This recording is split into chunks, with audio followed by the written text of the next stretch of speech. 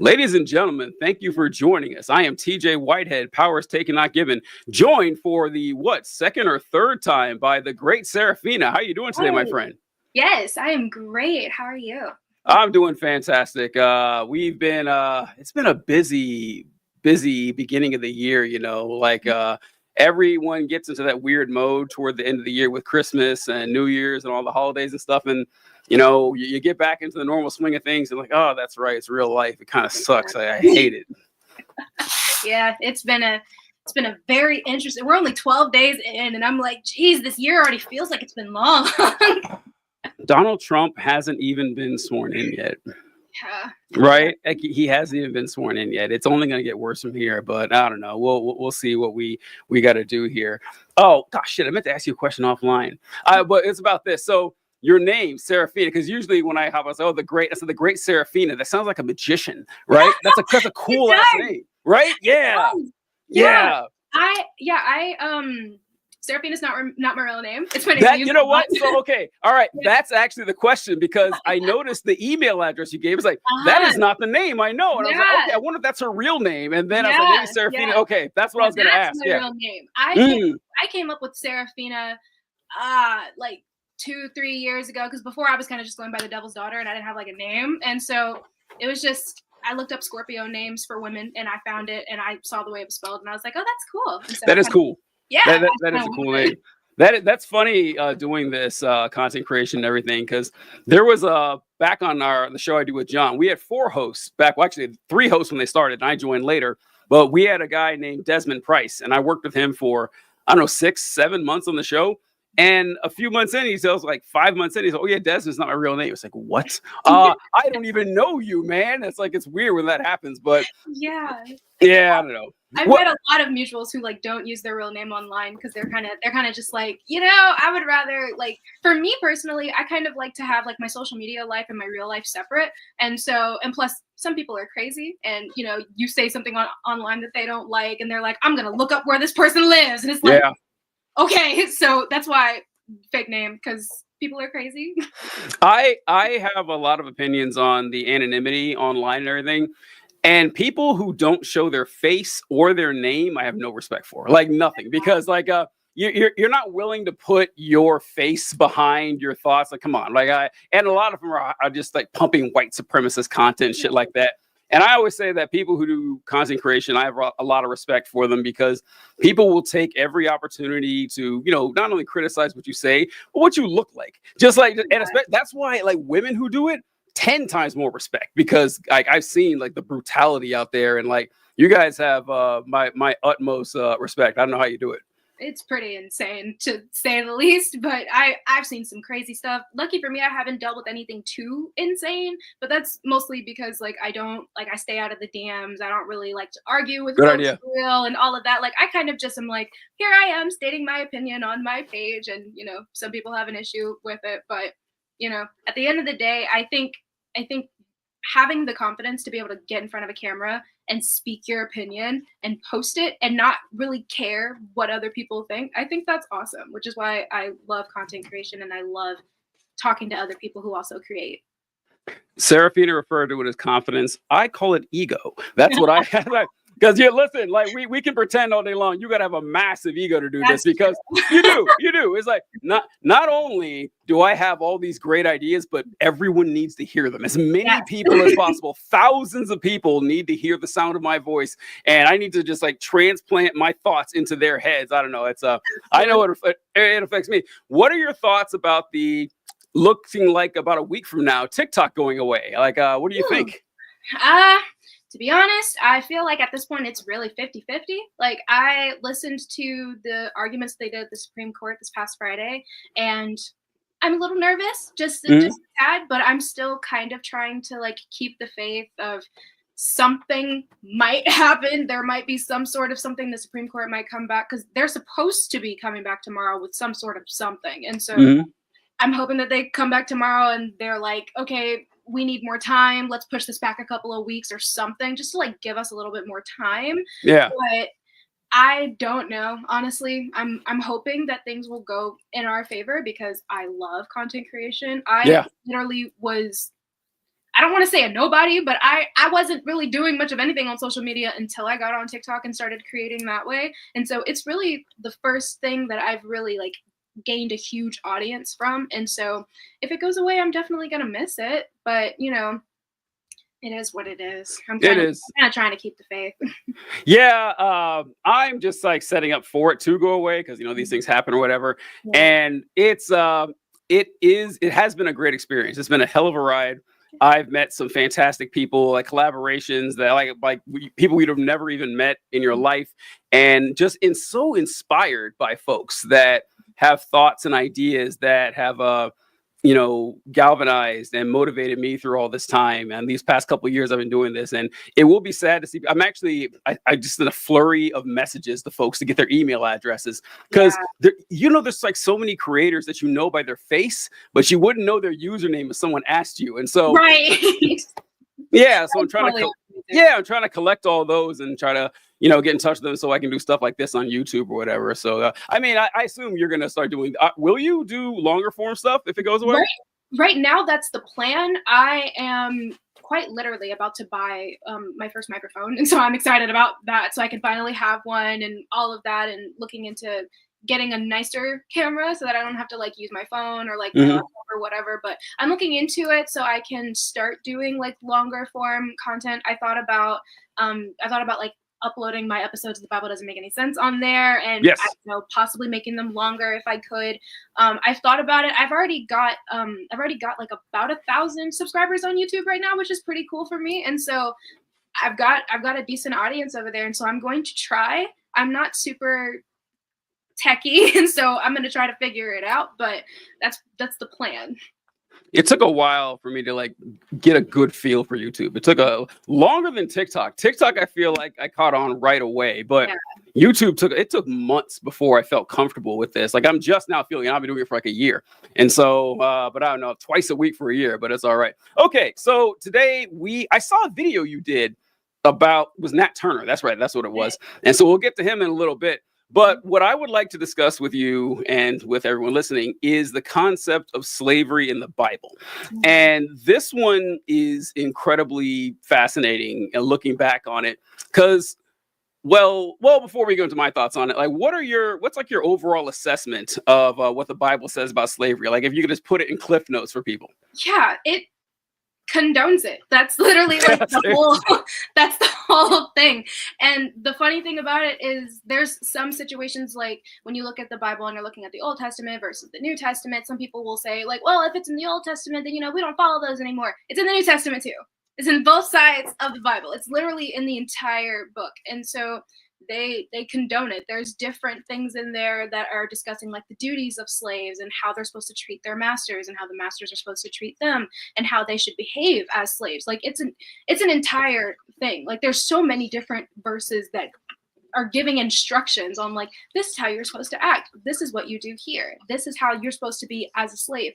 And there's no other way to look at it. It's right there in plain English. Everyone can see it. And it's very unfortunate to read those types of things and to know that these were not only things that were used back then, but also things that were used later on with the whole Nat Turner thing as well.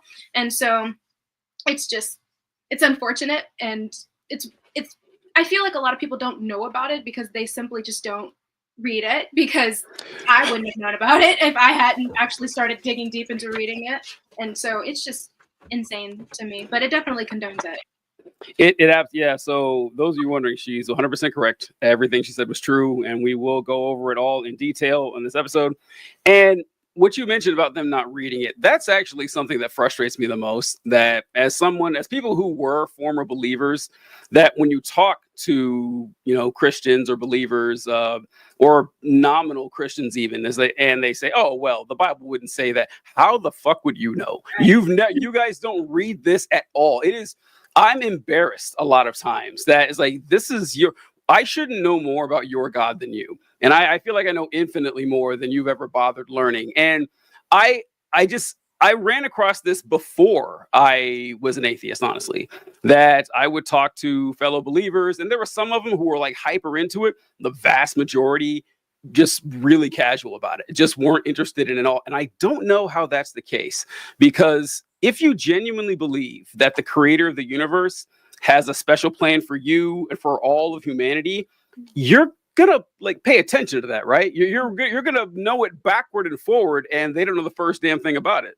Exactly. And I think a lot of that comes from, and this is just my opinion here, but I think some of them know that there's bad stuff in the Bible. They just want to have like that kind of ignorance to where they haven't actually read it, so they can't actually be like, well, I know for a fact that there's something bad in the Bible, even though they hear other people talk about them and literally point them out. It's like they're trying to keep a veil on them to like make it so that my God is a good God and everything he does is good and everything that he says is good and everything in that Bible is good. Because when you look at what they're teaching in church, they're not talking about these verses. And there's a lot of different verses and stories that they're not talking about. And it's because they know that it's bad and they don't want to try to push that any further to have anyone else try to read those stories, read those verses in that book, because then they're going to start to question things. So they don't even bring it up in church. And the pastors know that a lot of their congregation does not read their Bible on their own. They wait for the pastor to read it for them. So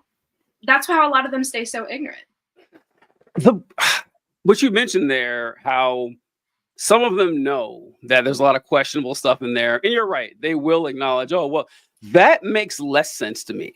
I read, because like, look, I get that like Christian fundamentalism wasn't always the way that Christianity was practiced throughout the millennia. I got that part, but it is logically consistent, right? Like it is. Like if the way I look at it, I don't understand how the Bible is either the word of God or it's not. That is it. Those are the only two options. And what they try to say is, well, some of it's the word of God and some of it are like the opinions of Paul. All right, how do you know? Like, how do you know which one is which? And they're like, well, obviously the bad parts. Well, the bad parts changes through culture and time and context. You're just kind of like cafeteria Christianing your way through the Bible. That means I'd like some ecclesiastical consistency here. You don't seem to be taking this seriously at all. I understand like the desire to believe in a deity. I don't have the desire, but I know that people do.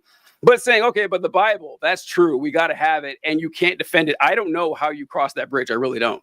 Right. I can't understand it either. The only thing that I really know is just from my own experience of being like, well, I know my God and my God is my God and this, that, and the third. And, the book, a lot of times they like to say, well, that's just a book, like God is outside of the book. And it's like, you learned about God because of the book. So how can you say God is outside of this? He's not, that doesn't have anything to do with that. It's like, you're going to have to pick one here. You can't say, like you said, you can't say this is the word of God and then turn around and be like, no, that doesn't apply anymore. Because, and I always bring this up to Christians and they never know what to say to it. I always bring up Malachi 3:6 that says, I, the Lord, do not change. And so if he said something back then, I'm guessing he still believes it now. So there's not, how does it get to the point to where that was appropriate then, but it's no longer appropriate now? Or he was okay with it back then, but he's not okay with it now.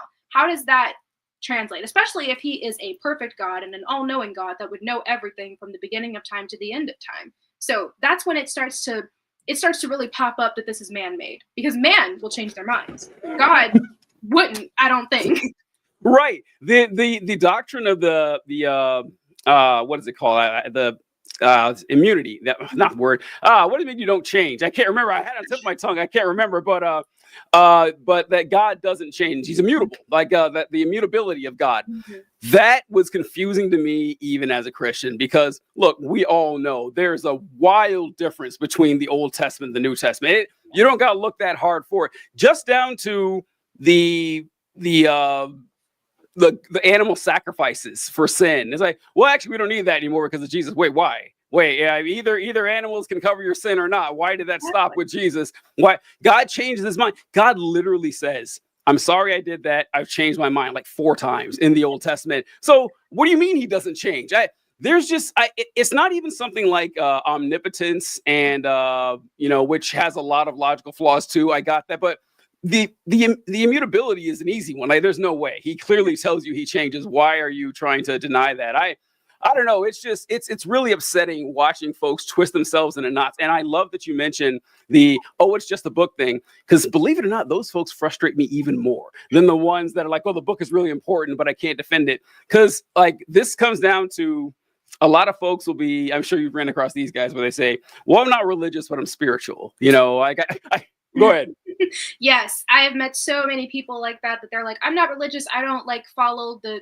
I've heard so many of them say, I don't succumb to the shackles of religion and this, that, and the third. And I'm like, you're following the religion's God though. So I don't know like when the disconnect comes. Like I can understand it as just being like, oh well, I left the church, but I'm kind of still trying to like build my relationship with God and all of that.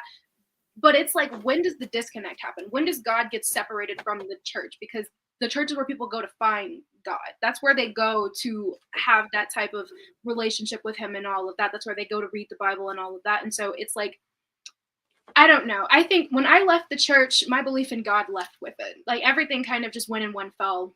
Oh, wow. Yeah, it kind of, because for me, when I finally left, it was a long time coming, and it was kind of like this is starting to get ridiculous, and I'm trying to build my relationship with this God. I'm trying to talk to this God and trying to get him to answer me back, tell me something here.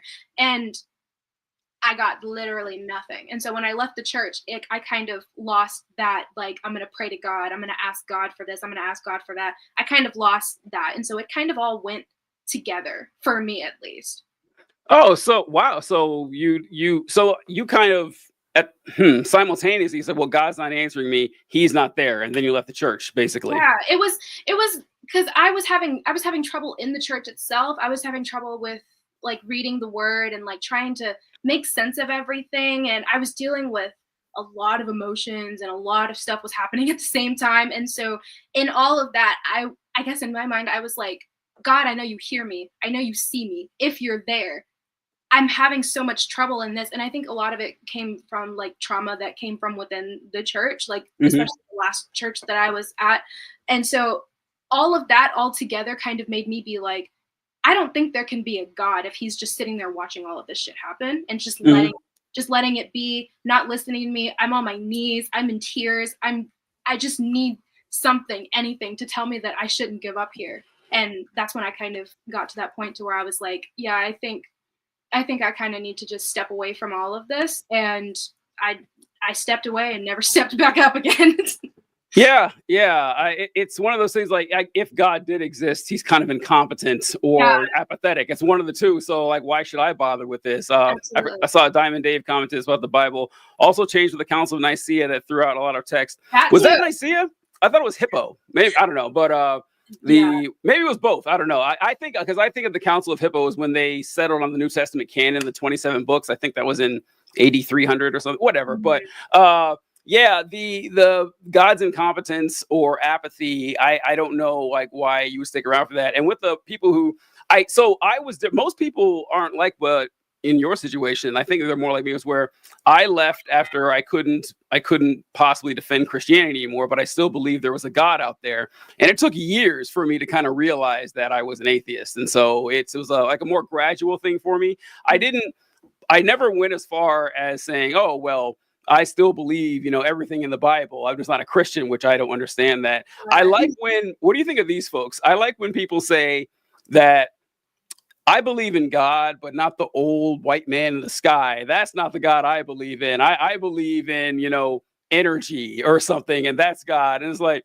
well, okay, you're just substituting, right? Yeah, I'm like, I feel like you're kind of just taking the idea of that God and taking out the parts that you don't like, and kind of just like, no, let's take out this, and this. This is my God. He has these same properties, but not all of them, because we don't like some of them, but this is my God here. I think that's kind of odd. It is. It's just forcing a square peg into a round hole. Whenever people say that, my retort is always the same.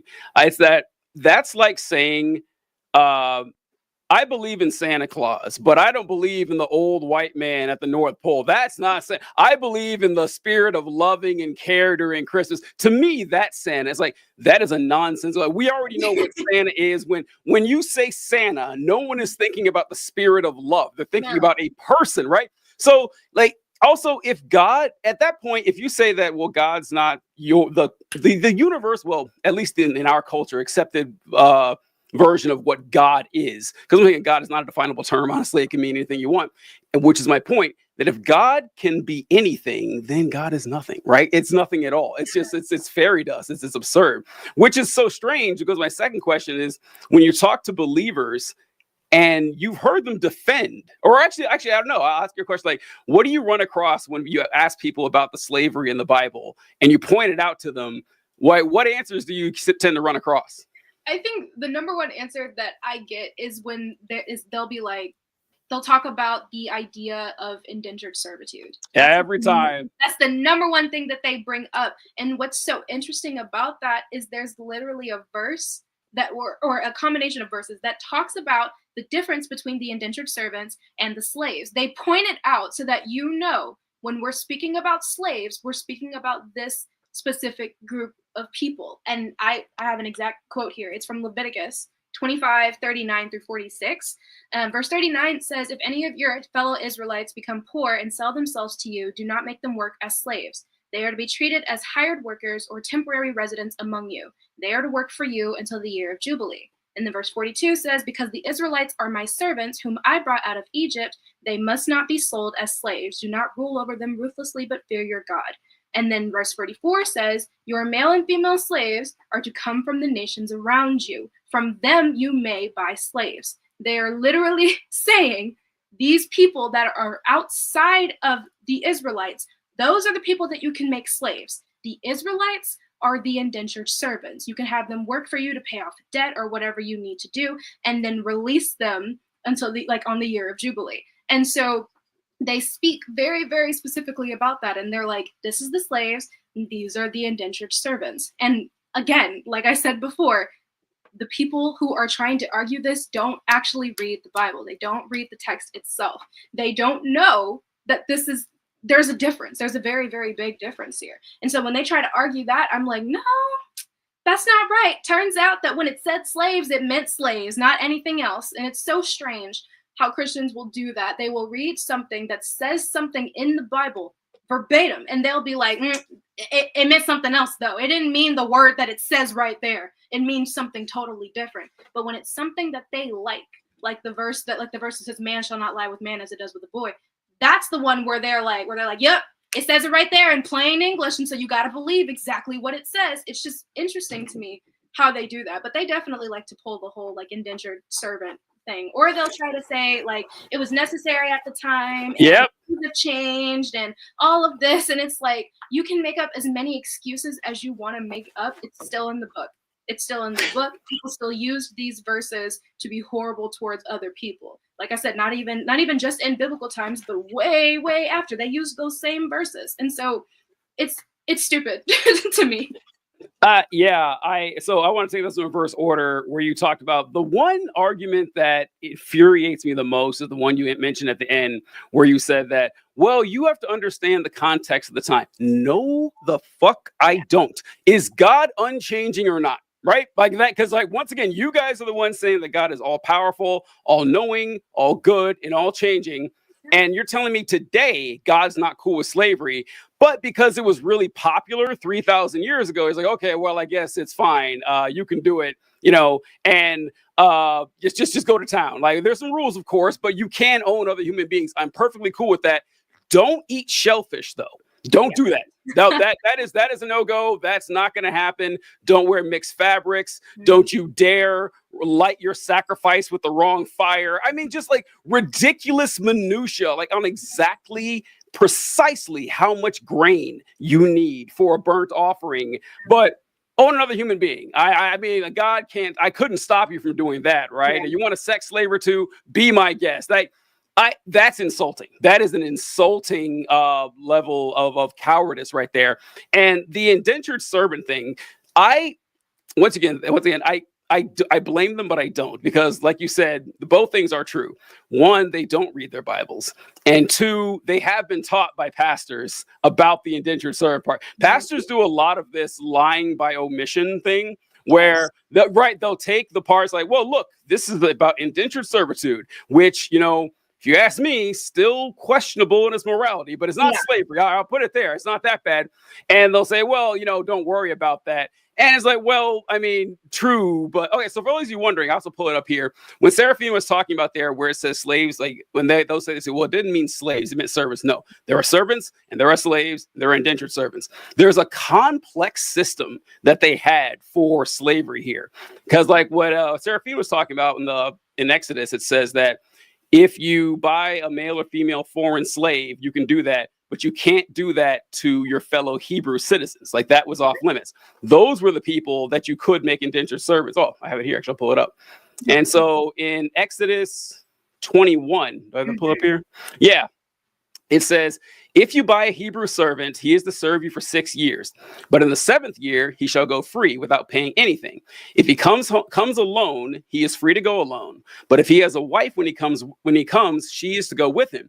If, however, his master gives him a wife and she bears him sons or daughters, the woman and her children shall belong to her master, and only the man shall go free. So just so everyone's caught up here, if you buy a Hebrew indentured servant, or he volunteers his services, for 6 years or something, and I own a woman and I say, okay, here you go, buddy, you can marry her.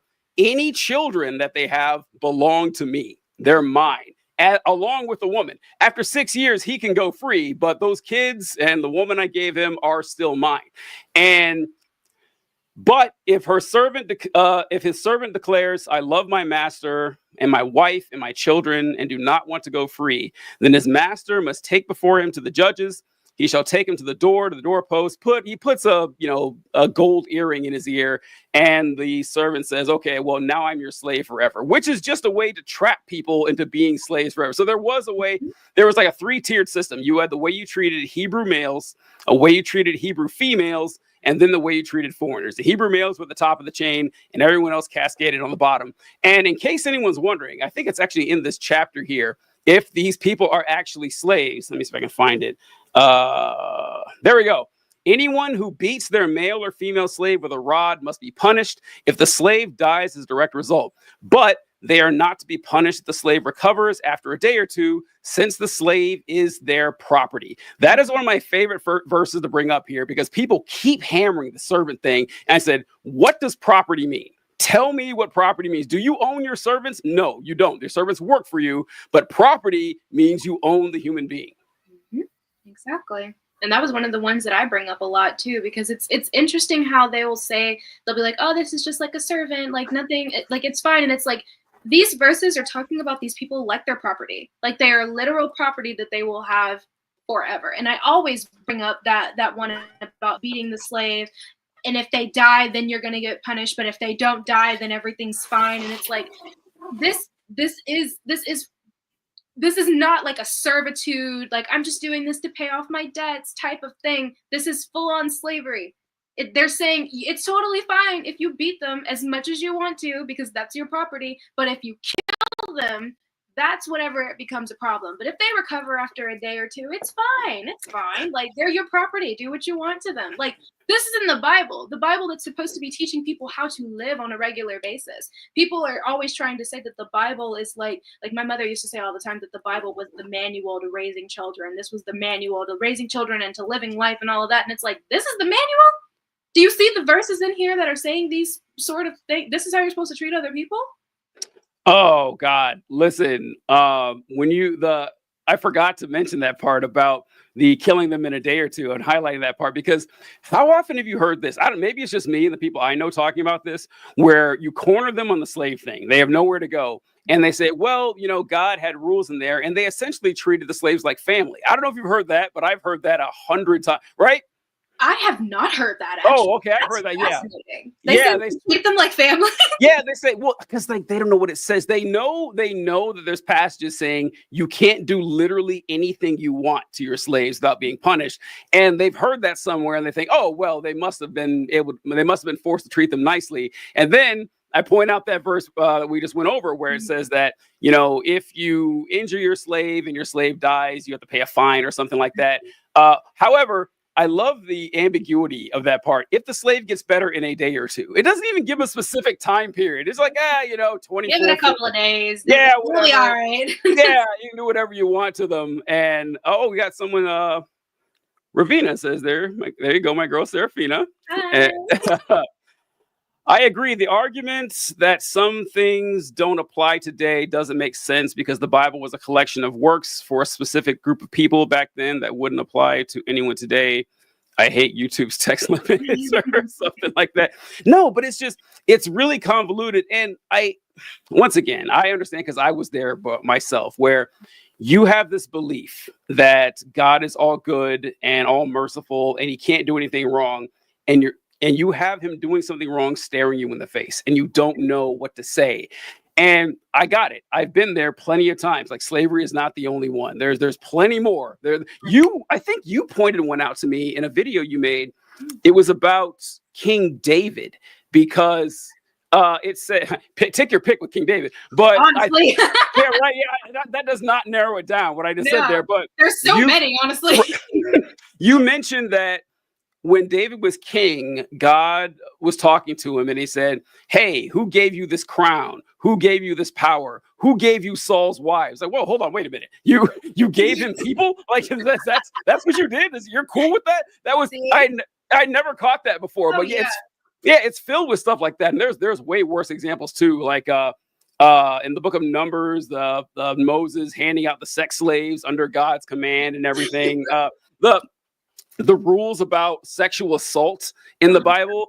Okay. Yeah. What you said, where your mom, I believe you said that the Bible is the guidebook for raising your kids. No one, even in this society, raises their kids the way the Bible tells you to. It does not. No one does. Your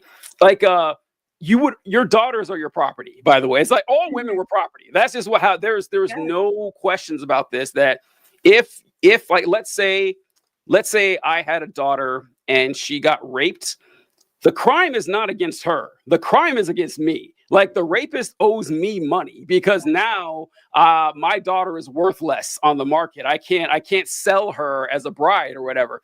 And if you rape a woman and she doesn't cry out or no one hears her, she's guilty. 21, I think. Yeah. If you rape her and she doesn't cry out, then both of you get put to death. But if she does cry out, then only the guy gets put to death. And it's like, how is I feel like there's a lot of gray area that can be put into this. Like, is anyone going to hear her scream? If no one heard her scream, then do they know that she did? Or what's the case may be? And it's like, another man could lie and say that she didn't scream, and then they end up both dying. Like, there's a lot of gray areas in here. So when you look at those types of rules, it's like, how does this even work? Y'all are just killing people at this point. And also with that only applied to married women. Like, a married woman, if it was a woman who wasn't married, you weren't put to death. And virginity. If okay, folks, we're not making this up. All right, you can check the word of Jehovah himself, that he says, all right, if you marry a woman and after the marriage and consummation, there's no proof of her virginity, you can have a payment paid to you or something. And I think, did they execute her for that? I think so, because I can't remember the punishment for the woman, but there was a punishment for not being a virgin, and because you defrauded this man of his investment. And do you know how they would prove that, like, he was a virgin? If a guy came to me and said, hey, the woman that you sold to me is not a virgin. And I was like, well, I don't believe you. And he says, well, I believe so. Let me see the bed sheet. And then you would find the bloody bed sheet. Do you remember? Have you seen that? Yeah. That one I haven't seen. I was thinking about another one, but that one I haven't. I gotta look that one up. Wait a minute. This I don't know who Sabu Jack is. I love Serafina. I don't that was what was I have no idea what that was a reference. I feel bad for clicking that now, actually. I saw something like, oh wait, what the fuck? Oh no. I think they're referencing a video that I made a while ago, and I'm sorry that you had to see that. Oh no, yeah. That's no, this is an adult show. We're fine. But go ahead. No, I was thinking about I think I think it's Numbers 5, if I'm not mistaken, the one where it talks about if you think that a woman, that like your wife has been pregnant by somebody else or whatever, we're gonna cook up this thing for her to drink. It's basically an abortion, like, and if it kills the baby, then that means she was cheating. And it's like, what if she wasn't, and it just kills the baby anyway? What if she dies as a result of this? And that's what I was thinking of. But that other one, I'm gonna have to look at that. That is like that verse. Okay, I feel pretty embarrassed on this one because I didn't know about that verse until I was well into adulthood. That essentially what Seraphina is talking about is that the Bible is pro-abortion. It is like there's an entire passage in there where, like she says, if a man suspects that his wife has cheated on him, she's pregnant, and he doesn't think it's his baby, he takes his wife to the priest. And the priest like makes this concoction, like she said, they take like wormwood or whatever and put it in the drink, and she drinks this magic potion. And supposedly, if the baby is the man's, she'll stay pregnant. If the baby is someone else's, the baby will die. Now, of course, that's magic nonsense, and it was just an abortion potion. That's it. That's all it was. Perfectly condoned by God. So yeah, I don't know. That's just that's kind of wild. I'm trying to find that thing. What verse is that with the bloody bedsheet part? Well, while I'm looking for that, I'll go ahead and skip on to this part here. The frustration that we have with this, with folks, not understanding with the Bible. Is there a cure for this? Because I have been pretty crestfallen lately with the resurgence of this like Bronze Age nonsense. Just people, I had a cousin of mine who contacted me a couple years ago, and he said, "Hey man, I've been seeing what you've been posting on, TikTok about religion and science and history and stuff. We need to have a sit down and talk about this." Now, my cousin is one of the dumbest human beings on planet Earth. Like, this man has lucky to have a double-digit IQ, right? And he said, "Yeah, all this stuff you're saying about religion, I don't know." And he sent me like a link to a Tariq Nasheed documentary. And I'm thinking, like, how does he think this conversation is going to go? Like, I'm going to sit down and say, "Oh man, this 600-year-old conspiracy has all the answers I need. Thank you so much for giving this to me."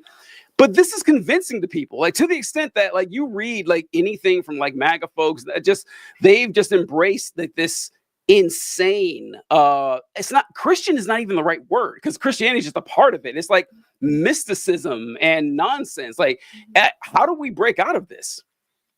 Honestly, I feel like some people are just too far gone, because I think like my mother is like a really good example of that. Nothing that I could ever say, and she watches my videos, I know she does.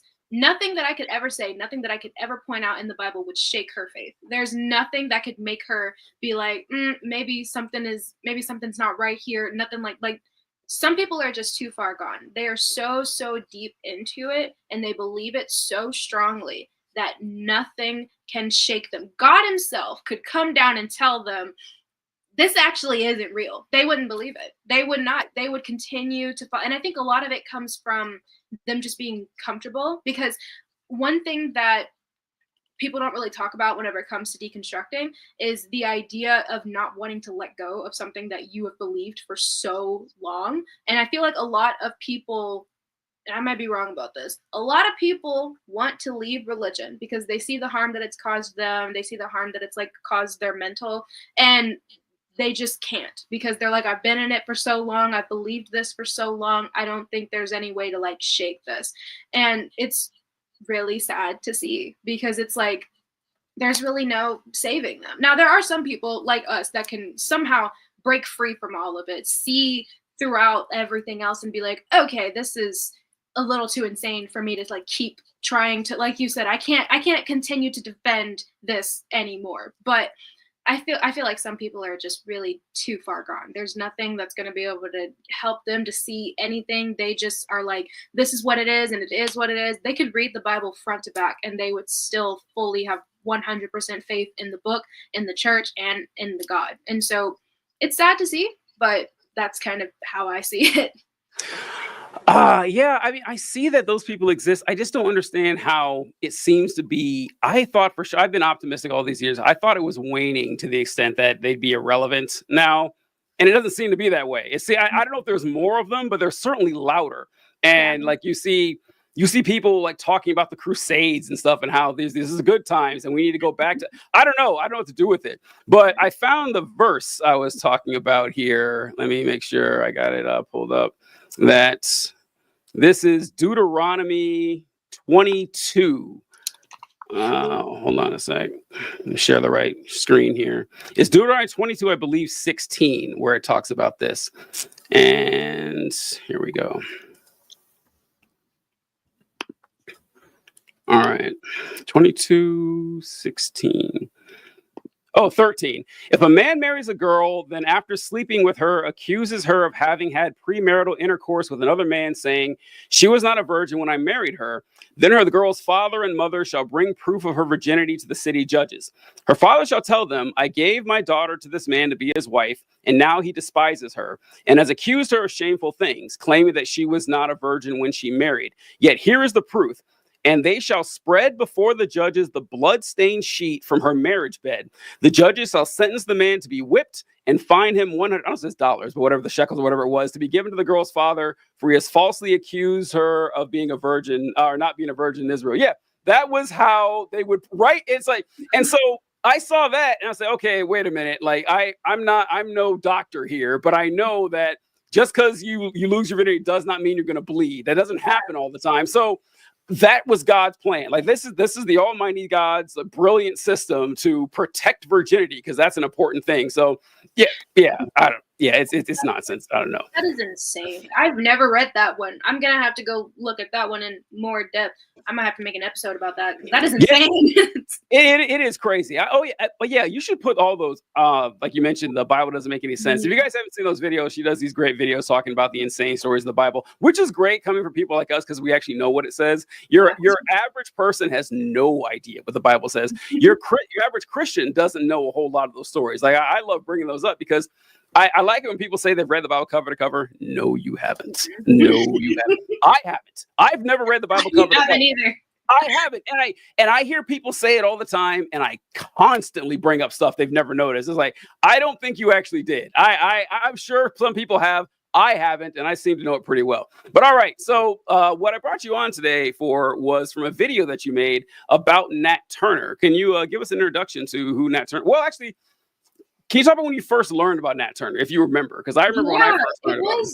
I want to say, so the first time that I ever heard his name was in 2016 when the Birth of a Nation movie came out.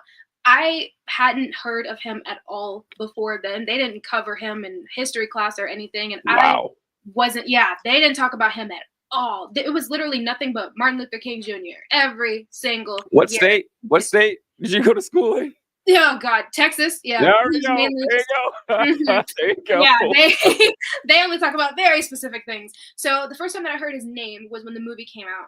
Now I had just seen 12 Years a Slave, so I didn't watch Birth of a Nation because I felt like I had kind of had my fill. I was like, I can't handle this right now. But I had known that he had like done a slave rebellion, and that's really all I knew until quite literally a couple of weeks ago when I ran across a video of somebody talking about him, and I was like, oh yeah, they made like a movie about him some years ago, and I started Googling and stuff, and I started to see like, oh, he led like the biggest slave rebellion that ever happened in the South. Like he's the one that was in charge of that. And so it was amazing to finally find out about everything. Like, because I was like, why don't they teach us this in school? And I mean, I get it why they wouldn't, but like, it was insane for me to figure out. So I've only really known about a lot more of the stuff and like since a couple of weeks ago.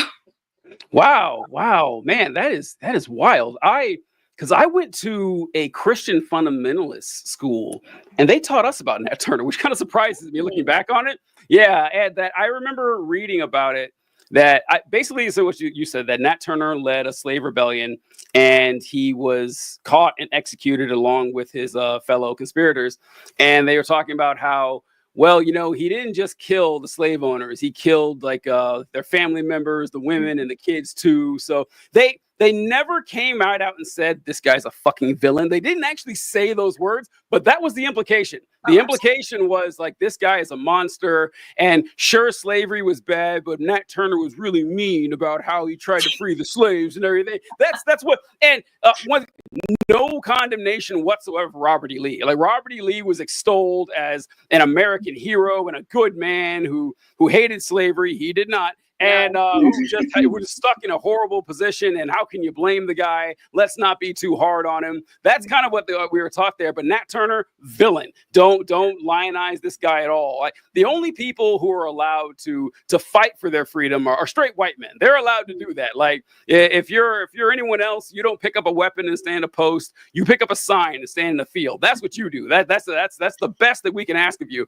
But the Nat Turner thing, that's all. I learned more about him later, and I didn't know what you told about.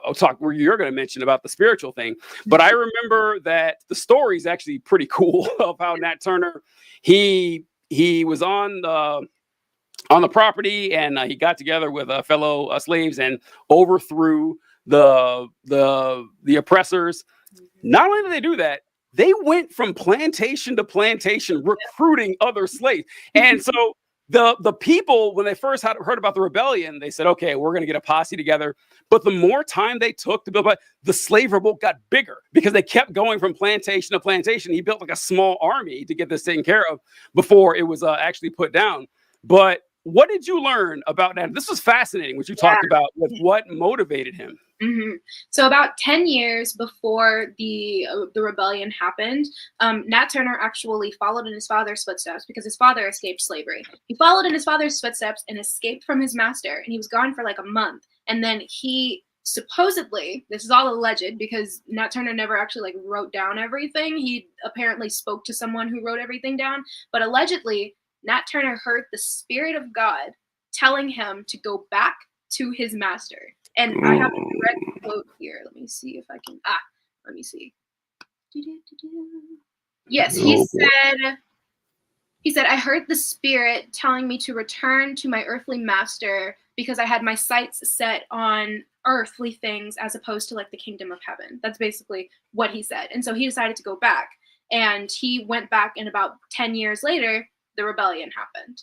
And so that was his entire, and it was interesting for me to find out about that because I was like, wow, like he was out, he was gone, he had been gone for a while. I would have figured that if he had any chance of being caught, that they probably would have caught him in the first couple of weeks, but he was gone for like a month and some time. And then he heard the Spirit one day, and the Spirit was like, you need to go back. And so he went back. And that was so fascinating for me to hear. And so I was like, God told him to go back and be a slave? But wait, it makes sense. Oh, yeah, it makes sense because there's like verses in the Bible that are talking about, obey your earthly master as you would Christ and stuff like that. And so it makes sense. But yeah.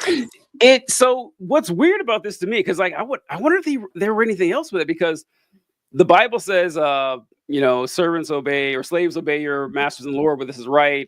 Paul tells, I forgot the guy's name, Theophilus or whatever, that's wrong, but you need to listen to your master. Oh no, he tells the master, hey, you should release your slave because I like him. That pretty much. But then why did he do the rebellion? Like, if God told him to obey his master, when did the rebellion come to mind?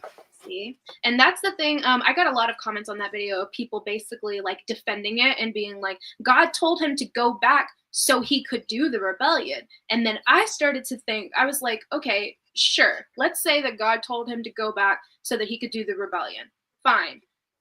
God is all knowing. He knows everything. He knew exactly what was going to come from that. He knew that not only was Nat Turner going to be executed, but a bunch of other people were going to be executed too. And on top of that, when I was doing research for it, I learned that because of Nat Turner's rebellion, there were other slaves that had nothing to do with the rebellion that were killed by their masters because they were scared of them rebelling against them, because they thought that because they had seen a slave rebel before, that these people were going to try and rebel against them too. So the slave masters were terrified and started killing their slaves out of fear. And then I also heard I also read that they that was part of the reason why they stopped allowing slaves to read, like, altogether, because Nat Turner had been reading the Bible and they figured that he got this idea from the Bible and from God and all of that.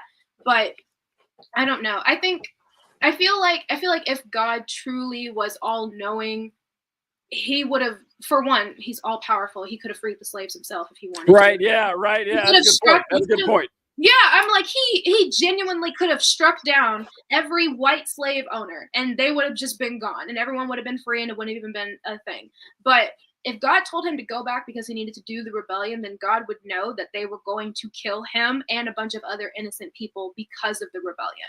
And that's the point that people aren't grasping. They're like, God told him to go back because the rebellion was necessary. The rebellion was necessary, yes, but if the all-knowing God told him to go back, he knew he was going to die.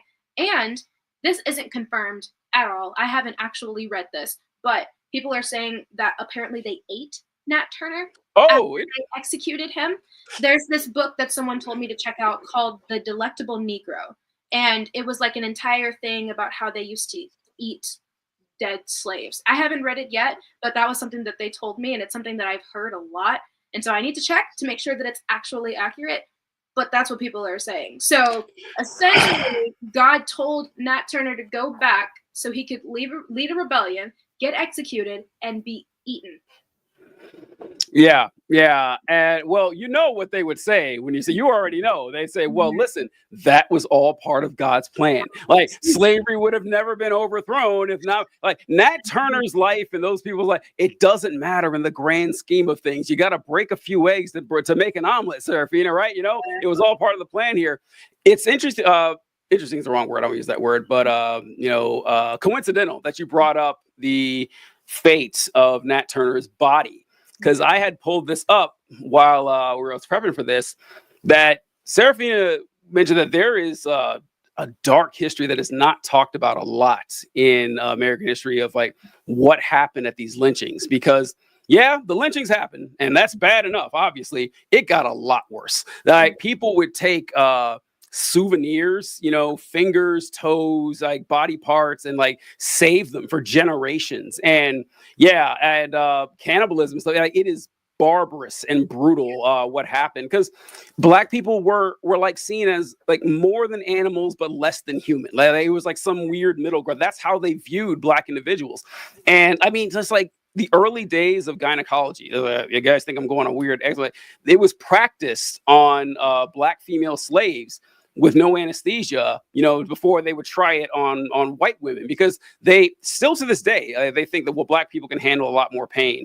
And there's actually, if you go to medical school, there are classes in medical school to this day in the year 2025 where they will tell you, listen, just so you know, Black people feel pain at the same level as everybody else, because doctors will think that. Like, they have to train doctors, let them know, by the way, don't do this. People have done it all the time and they still do. And with Nat Turner, this is an account after Nat Turner's death. Local doctors mutilated his corpse. Multiple sources say his head was separated from the rest of his body, which was skinned. His flesh was made into grease. According to Southampton Insurrection by William Dury, a Southampton native who interviewed more than 80 white and Black residents for that 1900 volume, many of them had been alive during the attacks. The sources disagree on the fate of Turner's corpse from the neck down. Drury said a local doctor took possession of his skeleton. Another contemporary source remembered his headless body being buried. No less certain is the fate of Turner's skull. There are multiple theories of where it ended up, but one skull believed to be his is now in the laboratory of Smithsonian National Museum of Natural History in Washington, D.C., after a bizarre detour through Gary, Indiana. And the Smithsonian scientists aren't saying what they found so far.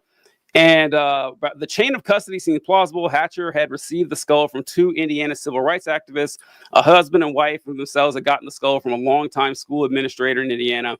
The administrator's family had kept it in the closet for decades. The family's patriarch was a doctor in Richmond, Virginia in the early 20th century. One of his patients was the daughter of a physician who was present when Turner's body was cut up. For me, the skull in and of itself was very symbolic and emotional reference point. And that would be tremendously important on a spiritual, emotional level for the family. His body was turned into like artifacts and souvenirs. This was a this was a common occurrence when it came to the fates of Black people who were executed for daring to want to be free individuals. And with the Nat Turner story, what's always fascinating, but we're gonna get to John Brown too, because this applies to him as well. But you always hear people say that it's important to not forget our history. It's important. Like you got to see the bad stuff to learn from the mistakes, and so history doesn't repeat itself. And they say, so if history hurts your feelings, if it's uncomfortable, it's important to talk about it. I never hear them talk about Nat Turner. Never. The same people who are always saying, wow, you snowflakes getting offended by history. Why don't you want to talk about it? All right, let's talk about Nat Turner. Let's do it. Well, let's go for it. And if they do, they pushed it a little bit too far. Freedom was good, but not the way he went about it. It's very insulting. I don't know. The Nat Turner story, I haven't seen any streets named after Nat Turner. Not one. I haven't seen any schools. I haven't seen memorials to Nat Turner. Nothing. Like the best he got was having his skin turned into book covers. That's what Nat Turner got for his sacrifice. What?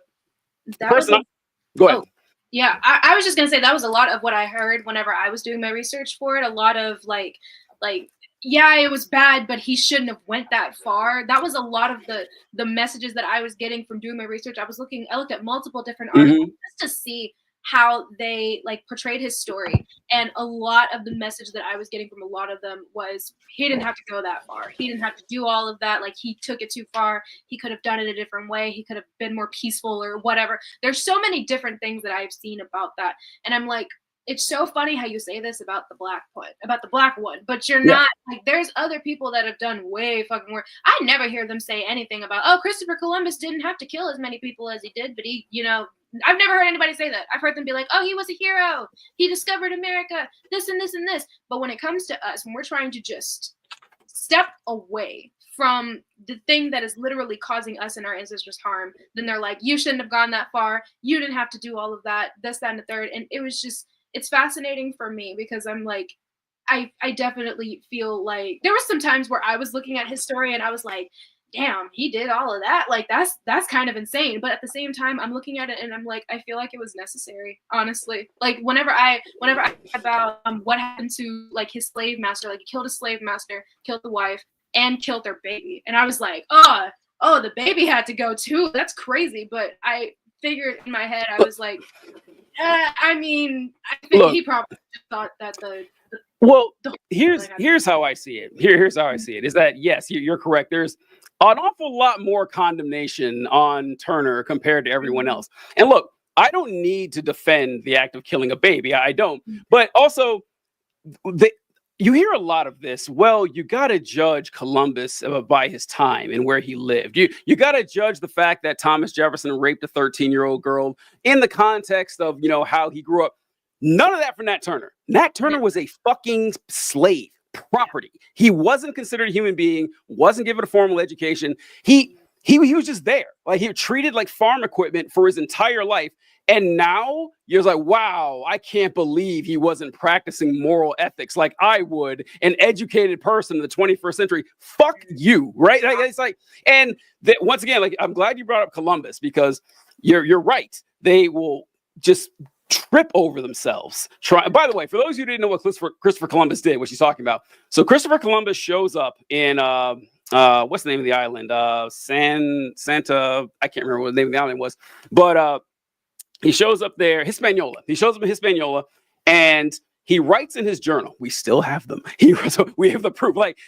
Unlike Nat Turner, he wrote down exactly what he did, and so he wrote down. It's like, well, all right. So the native population here, they seem pretty chill, honestly. And I think we could enslave them pretty easily is what he wrote. Like that. And he said, he wrote something like they would capture them and sell them at markets. And he said the most popular ones they sold were like 11-year-old girls, I think is what he said. And I mean, you can connect the dots there, right? I'm sure there wasn't a lot of, labor value they were getting out of this child. And Christopher Columbus would punish these people if they tried to rebel by chopping off their hands. And whenever people tell you that it's important to grade Christopher Columbus on a curve, that you have to evaluate him at the standards of his time, all right, we can do that. Because you know what? by the standards of his time, he was a fucking monster. He was so brutal and so cruel that in 16th century Spain, they said no. Like Columbus is like, because what happened was Hispaniola was claimed as property of the Queen of Spain, and you are not allowed to enslave the subjects of the Queen. And he did. He's like, nope, we're doing it anyway. So they arrested him. They sent him back to Europe in fucking chains, right? So by the standards of his own time, Christopher Columbus was a monster. Not to people today. They was like, oh no, we got to give this guy a pass. He's totally cool. They gave him a holiday. They gave him a whole day. They gave this murderer a whole holiday. Yeah. It's like if he was, I don't know, he got sent back and he was stripped of all his titles of nobility and died penniless or something like that. But he punished the natives though, and that's what people really love. They really care about it. And he discovered America, like technically the Americas. He never stepped foot on our landmass. I don't know why he's so important to people here. But another thing I want to point out is that you said that they seem very hesitant to give any sort of mercy to the actions of Black people. And that continues today. One of the things, like we were talking about the torture and the murder and the enslavement, the genocide, everything, it reminded me a lot of Gaza, thinking about how they just defended. They're like, oh yeah, well, you got to understand the context here. Those kids need to die. That's just how this has to work. And there's one part of me that I understand why there are a lot of people who feel a bit apprehensive about criticizing Israel. I honestly, I do get it because I grew up that way. And because your immediate thought is, well, the Holocaust. And he's like, wow, I don't want to dogpile on an oppressed group. And it's like, yeah, I got that. They don't seem to have this thought with Black people at all. That never shows up. I've never heard these folks and say, how dare you criticize this group that's been historically oppressed? Apply to us. It's never happened. They're like, oh yeah, sure. Like, they have these horrible actions. We need to talk about it. This is a real problem here. It's very hypocritical. So yeah, the last person I wanted to bring up was John Brown. Did you? Oh, okay. Did you learn about John Brown in school? This school. Yeah. So I didn't know about John Brown at all until I started doing research about Nat Turner, and that's when he eventually popped up. Jesus Christ! They didn't cover him in history class. Wow. I didn't know about him at all. They said nothing about him, and so when I found out about him, I was like, "What?" Like I was like, "That is insane that a white man did all of this." I thought that was fascinating for me. And one thing that I actually, when I was doing my research, that I found out, John Brown and Nat Turner were born in the same year. They were both. Oh shit! I didn't know that. Yeah, they were both born in 1800. Wow. So Brown was born in May and Turner was born in October. And so that's wild. Yeah, and so when I started looking up stuff about him and all of that, I was like, that's really fascinating that these two people were born in the same year and they came to very similar ends when it came to leading rebellions and things like that. I thought it was insane what John Brown did, and honestly, I kind of wish he had gotten away with it. I'm not even gonna front. I wish he had gotten away with it at least a little bit.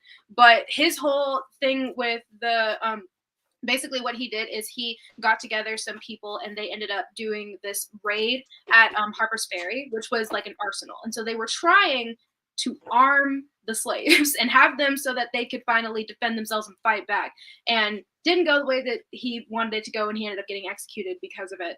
And it wasn't the first rebellion that he led either. He did another one in Kansas some years before, and just insane what he did. And a lot of people look at what he did as like, oh, he went too far too. Like, oh, he shouldn't have went that far. He didn't have to like kill as many people as he did. He didn't have to do this and that and all of that. But I think it's fascinating learning about that and knowing that there was a person like that was like, yeah, I don't think this is right. Because I came across, there it is. I came across a fact that apparently John Brown believed that slavery was like a sin against God. Like it was against the Bible. Yeah. And all of that. And I found that very interesting too. I was like, he thought it was a sin against God. And there's Bible verses that are talking about the slavery. Like, I think that's fascinating. But yeah, I learned a lot about him. Yo, yeah, John Brown, once again, like Serafina mentioned, John Brown was a white man in the 1800s, and I Republicans like to brag about, because Lincoln was a Republican. It's like, look at that. Lincoln freed the slaves and everything. But then the only people they worship from the Civil War era are Stonewall Jackson, Jefferson Davis, Robert E. Lee. Don't see a lot of them talk about John Brown. If there's anybody, if you want to say, well, Nat Turner's kind of, there is no criticism of John Brown's actions that anyone could possibly make. I mean, they were all defensible, white, start to finish, and they don't. They say, like what you mentioned there with Bleeding Kansas, and that Kansas was a hotbed during this time because there was a fight over whether Kansas was going to be a free state or a slave state and everything. And John Brown, or it was a slave state, and John Brown took matters into his own hands and just started executing people who were defending slavery, just killing. I think he killed 6 people or something like that, and it ended up causing riots and fights and everything like that. It was honestly, if Harper's Ferry wasn't the start of the Civil War, it's definitely coming. Bleeding Kansas would have definitely been the progenitor of that. And you read the quotes of John Brown. That's the reason I wanted to bring him up because of what you mentioned here. Because what Serafina said is correct. John Brown was an insane religious zealot. He was. You read his writings. He is passionate about the fact that this is fucking wrong. These are human beings. These are children of God. We have no right to enslave them. There is no male or female. There's no bond or free. We are all and that's the thing about the Bible that, look, folks, when you abandon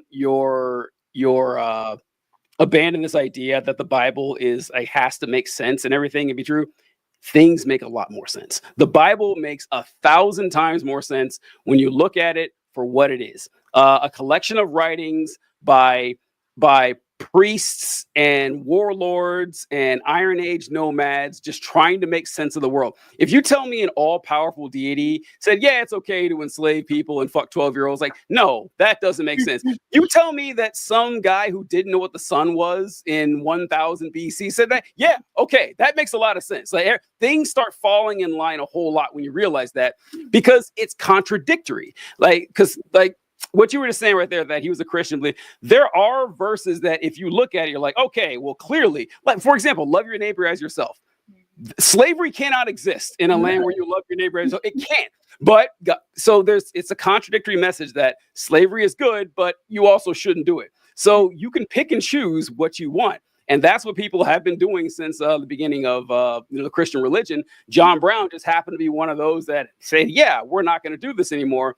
And he was willing to put his money where his mouth was. He said, yeah, I am going to, take care of this on my own. God has sent me on a mission to help, cleanse this evil from the nation.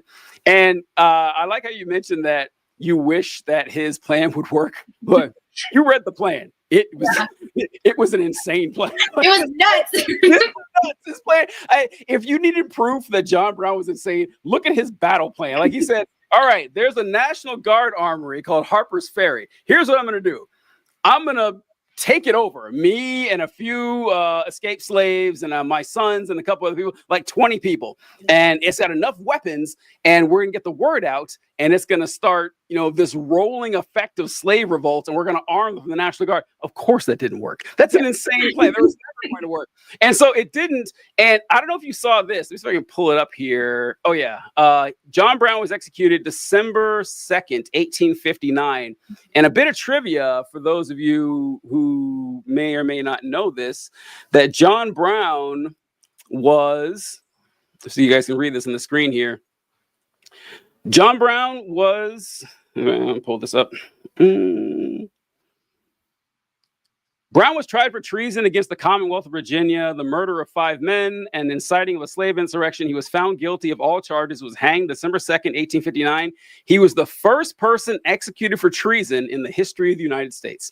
I want everyone to think about that long and hard, that the first person in U.S. history executed for treason was John Brown. His crime was trying to free Black people from slavery. That's something that you're not taught in school. That's something I guarantee no one is. Even if you learned about John Brown, this is actually, I learned the story of Bleeding Kansas and about the Harper's Ferry Rebellion. And I remember seeing this painting. I don't know if you saw it in your research, Serafina, but there's a painting of John Brown walking out of the courthouse for his execution. And here we go. This is the painting that I remember seeing in my high school book. And if you guys can't see from the picture there, it's kind of pulled out here, but oh, here we go. John Brown is kissing a black baby right here. What's the thinking about that? But I remember that picture from school because the baby looked really cute. I remember seeing that. But that was John Brown leaving to be executed for the crime of treason against the United States for trying to free these black people. So whenever like you hear someone talk about how the United States, we shouldn't talk about the races and everything, bring that fact up. Ask them like if that seems a little strange to you, that the land of the free and the home of the brave said, yeah, no, you want to free black people, we are going to kill your ass for it. And John Brown, there's some really great quotes if you guys want to check it out with John Brown saying he talked about killing slave owners with swords and everything. I don't know. It's really cool. John, once again, no schools, no streets, no think tanks named after John Brown for right wingers. It's almost like they don't actually believe what they're saying. It's almost like they don't actually believe that, because if there was one person you think they would be jumping all over trying to claim, it would be John Brown. They never do it. Doesn't happen. Doesn't happen at all. And that's another thing too, because I found a quote from him like on the day that he was executed, and I thought it was really interesting because apparently people believe that John Brown predicted the Civil War because of a quote that he wrote right before he died. And it says, I, John Brown, am now quite certain that the crimes of this guilty land will never be purged away, but with blood. I had, as I now think, vainly flattered myself that without very much bloodshed, it might be done. So he basically said the only way this is going to stop is when people die. Yeah, it's true. It's true.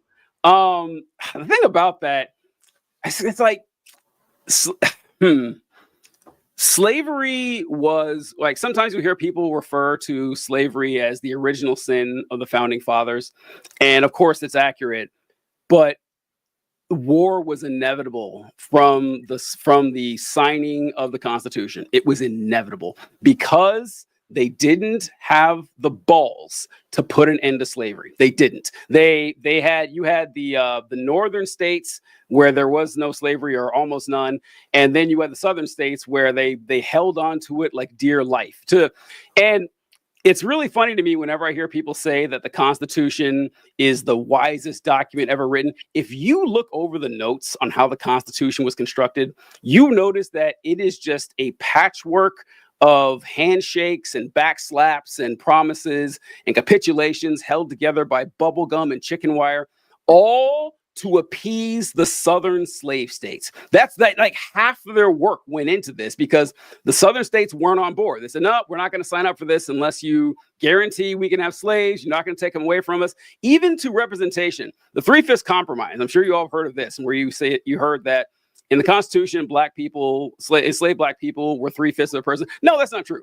Black people were 0/5 of a person. Okay. The Three-Fifths Compromise, what it essentially said was that your representation to this day, your representation of the state is based on how many people live in your state. So if you have 1,000 people or 1,000,000 people, you get more representation as your population grows. So the southern states said, all right, so we have like South Carolina, let's say it has 2 million people, we get 2 million people worth of representatives. And northern states says, well, 500,000 of them are slaves. You shouldn't get representation for people who can't vote. That's kind of why we're here, right? That's the point of the entire thing. And they said, no, we should. And they said, no, you shouldn't. There was a huge argument. Of course they shouldn't, right? Like, of course they shouldn't get it. That's where the Three-Fifths Compromise came from. They said, okay, fine. You get 3/5 representation for those people who aren't citizens and can't vote and have no rights. And they still bitched. They still complained and whined. Whenever escaped slaves would go into northern territories, they went to the Supreme Court saying, well, you guys should be forced to give the slaves back because the North didn't want to give them back. And then as the country started expanding, they wanted more slaves. There was no way it was ending any way other than the Civil War. There's like 20 or 30 years there where people just kept kicking the can down the road trying to prevent it. But yeah, I guess if you look at what you mentioned with John Brown, he was trying to find a way to prevent that. And he's like, yeah, I guess not. Guess like Civil War is coming any day now. And he was right. Yeah, it was going to happen. Yeah, that was, I don't know. I really wanted to get that get that from you at the time because I hadn't heard that story about Nat Turner and his return to the plantation and everything. And it's just I just feel like they accuse us a lot of dwelling too much on the slavery thing. People actually don't talk about it enough. They really don't. They don't have an idea of how bad the situation was. I talk about like the sex slavery of the Bible. I mean, American slavery was sex slavery too. It was sex slavery and child sex slavery, rampant with it, to the extent that there was so much rape going on in the slave trade or the slave issue in the United States that your average Black American today is 20% white. On average, your Black Americans are 20% white. That is not because they have a recent. Say what? I said I have some in me. I do. My great great grandmother was fully white. Yeah. It's like there's just generations of just like I don't know. It's if you look at the miscegenation was illegal back in these days, back in like the early 1800s and everything like that. And then you see the like the census or whatever, Virginia, where it shows a whole bunch of mixed race people, which is illegal. Where do you think these folks came from? Like what happened? Like Thomas Jefferson, for example, with Sally Hemings, who I want to remind everybody was like 13, 14 years old when he raped her. He had 6 kids by her, enslaved them all. He enslaved his own children. That's kind of monsters we're dealing with here. And, people just talk about how genteel and kind they were. And it's just kind of gross. I don't know. The slavery thing, it haunts us. And the Bible, it really bothers me when they say, well, because it's true. Look, a lot of the abolitionists like John Brown were Christians. That's true. But the slave owners were Christians too. So kind of a wash at best. It's kind of a wash. The Bible doesn't definitively.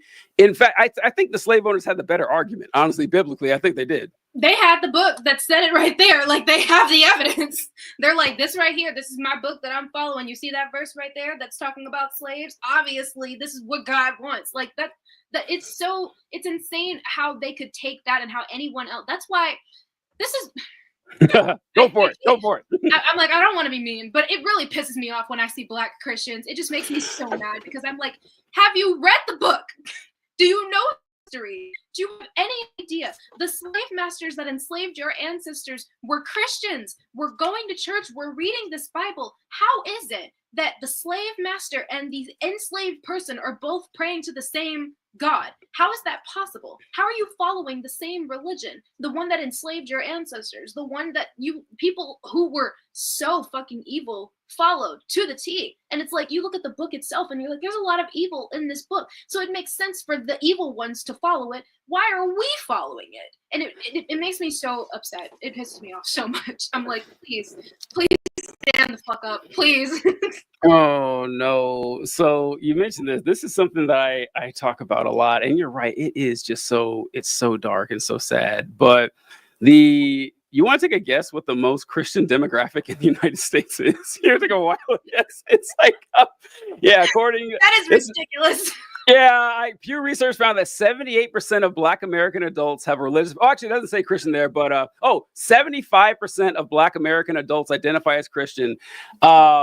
And like for the white population, it's like 66% or something like that. Like the most Christian demographic in this nation are Black women. That is the highest amount of church-going, professing Christians in the United States.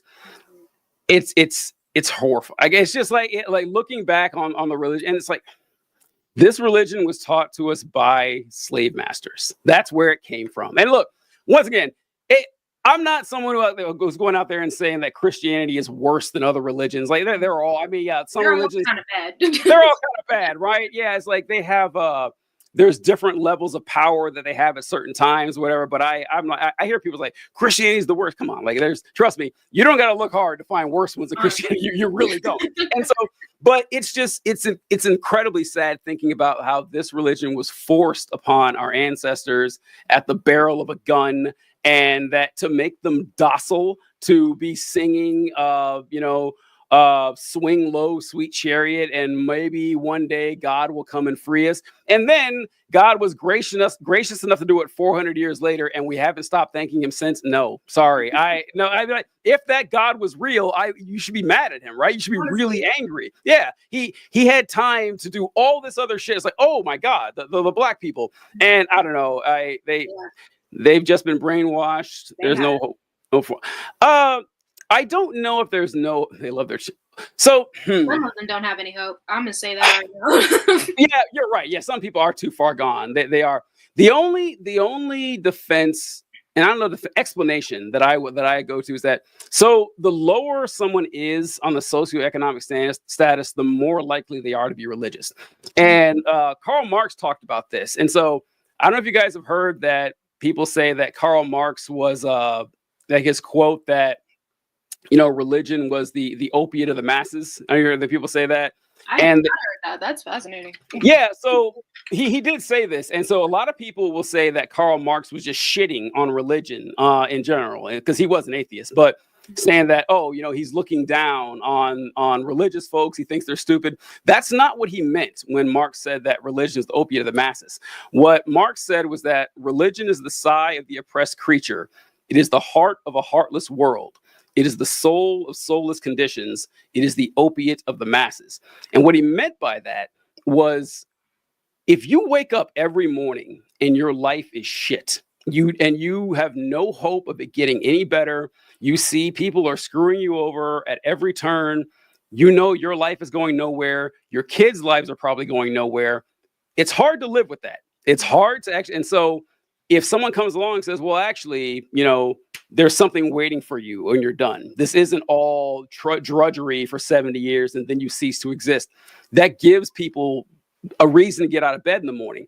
I get that. I get it. Like, I understand, but it doesn't make it true, but that's the way it is. And so if you look at it that way, that, you know, black people do tend to be on the lower end of socioeconomic status, more likely to be religious. The biggest religion in the country is that one. And so it is just unfortunate that, you know, a lot of people don't have the time or the resources or even the desire, honestly, to look into it like we do. Let's be real. Like, there's just a certain person that kind of used to. Well, sorry to end on a dour note like that. Serafina, where can the folks find your content? Yeah, so you can find me mainly on TikTok for as long as we have it, under the Devil's Daughter 162, or you can just type in Serafina Simone. I'll pop up. Same thing on YouTube and on Instagram. I don't really post that much on Instagram, but I'm on there, so you can find me same for all three of them. Fantastic. Oh, I missed a comment here. Someone said people were still getting married back in the day. I think they probably just lied about their race, which was easy to do back then. Same with how we're getting married back in the time. I mean, yeah, I'm sure that did happen, but I mean, like, you can do a DNA test. I did a DNA test. I am 21% white. And so, yeah, I have no recent white ancestors. Like, they go back to the 1800s before I can find my first one. For that, just a lot of rape. That's what happened. And so, yeah, that's just it's unfortunate. That's why I tell people, I'm like, you talking about, well, don't talk about slavery. It was so long ago. And it's like, we still have people, mainly black people, whose last name is Jefferson. Do you know where they got that from? Yeah, right. Yeah. Wait, it's like, come on. It's just, God, I don't know. Like, studying it more and more, it does get you upset at how little it's actually talked about when people say, oh, people never shut up about it. No, they never. I have slave master blood. They inbred the Mitchells. Yeah, it's like, well, I mean, this is all of us. But all right, Serafina, thank you so much. I hope TikTok does stick around for, you know, obvious reasons, but your content is amazing, folks. Check it out while you can, and follow her, the Devil's Daughter 162. Is that where it is? All right, cool. Catch you guys later. All right.